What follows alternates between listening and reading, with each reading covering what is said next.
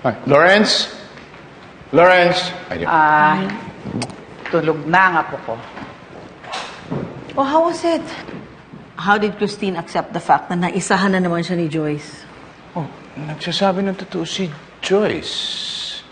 Dahil nag-usap daw sila ni Noel para tapusin ang relasyon nila. Dahil magpo-propose na si Noel kay Christine. So, okay lang yung kay Christine? That's odd. Hindi ba natural lang na dapat magalit siya kay Joyce? She should go berserk on the information na nagkita yung boyfriend niya at ang ex nito. Baka napapagod na si Christine magalit. Tsaka confident siya sa relasyon nila ni Noel, you know. Okay. Whatever. It's been a long day. Magpahinga ka na. Yes. Ma.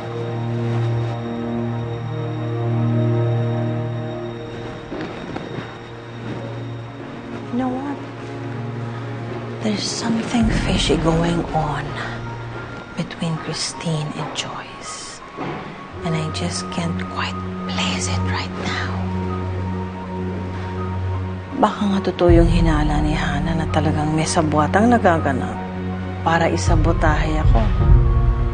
Pwede.